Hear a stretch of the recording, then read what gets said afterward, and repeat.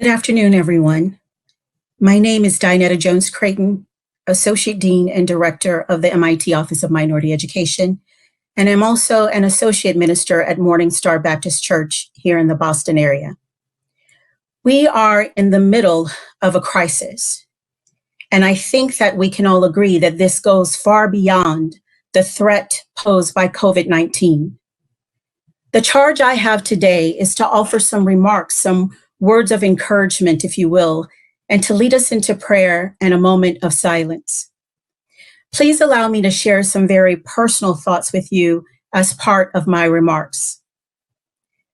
I don't consider myself to be a radical activist.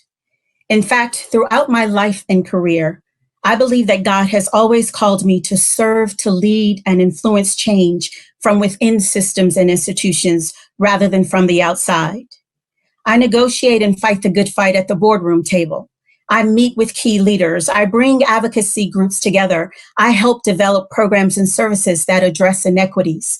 I speak at public forums. I stand firm in my convictions, and I will unwaveringly speak truth to power. Yet for a very long time, I secretly felt that I was not the right kind of activist. For many years, I believed that those courageous sisters and brothers, those brave enough to lead protests, those brave enough to fight for what is right in radical and even disruptive ways, those who were willing to sacrifice all for what they believed was right, even to the point of death, I believe that they were and are the true warriors, the fearless. And there is enough evidence based on the lives of civil and human rights activists, past and present, to suggest that all of this is true. But today I have a different worldview than I did in my 30s in this regard. I have a heightened awareness. Today I know and I understand that both approaches, all approaches, are needed to influence positive change. We can all be warriors. We can all be drum majors for justice in our own spaces, in our own spheres of influence. We need those called to serve and change systems from within. And we also need those called to shake the walls, the ceilings, and the very foundations of oppressive policies and systems from without. We need both. We needed Martin and Malcolm. We need Jesse and Al. We needed President Kennedy, and we still need President Barack Obama. We needed Nelson Mandela and Petey Green. We needed Shirley Chisholm, and we still need Dr. Shirley Ann Jackson. We needed Angela Davis, and we need folks like Ava DuVernay, and we still need those three powerful women who started the Black Lives Matter movement. Today, we need everyone who says they care, not just to care, but to do their part to fight the injustices that threaten to destroy us all, that threaten to destroy people who look like me. So what am I saying here? I'm saying that it's time for all of us to gain a heightened awareness. And more importantly, it's time for each of us to stand up and walk in our calling. Because no matter who you are or where you are, if you say you care about the injustices in this nation and in this world, you have a role to play. You don't have to do what I do. I don't have to do what you do, but we all have to do something.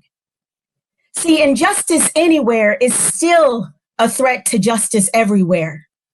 And whatever affects one directly still affects us all indirectly. As a woman of color and as a Black woman specifically, I am scared for every Black man, woman, and child. I fear for the lives of people of color. And even as an administrator at MIT, I'm afraid for our students sometimes. I sincerely desire to take care of and protect every single one of our students, not just from the outside world, but also from some of the inequities they may face inside our hallowed halls of MIT. Yet I believe there is still hope. As a woman of faith, I still have hope. On July 13, 2016, some of you will remember that I spoke to the MIT community in a forum much like this on a day much like today. And just 4 years later, I am sitting here on a Zoom call, beseeching all of us to do our parts to end this injustice, to stop the violence against Black men and women and all marginalized populations. MIT, we have to do our part. We must. Now is the acceptable time, and today is the day of salvation. So as we bow our heads and humble our hearts and go into a word of prayer, we ask for God to compel our hearts to act. Dear God, we are hurting. We are angry. We are numb. We are tired. Ease our pain, soothe our weary souls, and give us the spirit of resilience. Transform the minds of those who live with hate in their hearts and embolden those who walk in love to use their power and their privilege for the good of all humanity. Dear God, we are tired, but we will not give up. We still refuse to believe that this nation is incapable of rising above its current state.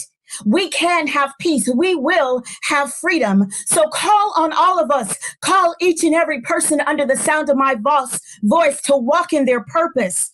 Remind us that we must all be willing to do our part.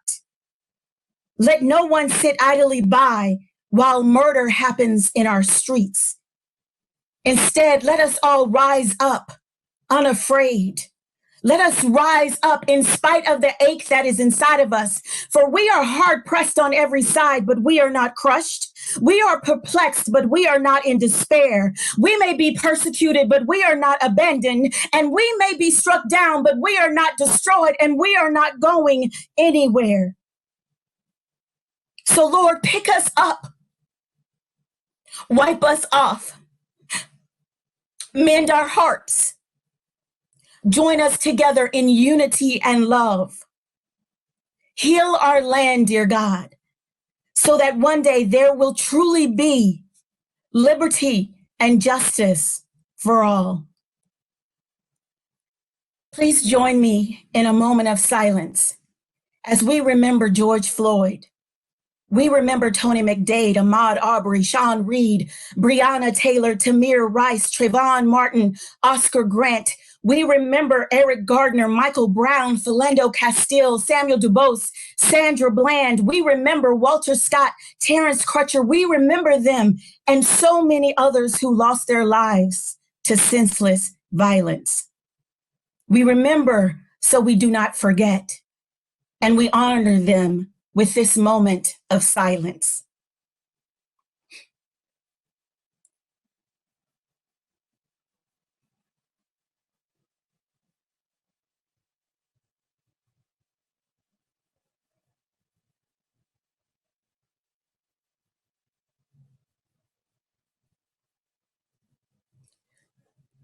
MIT, now is the acceptable time. Today is the day of salvation. What will you do to help save us all? Because believe me, we all need saving. I love you all. God bless you, and thank you.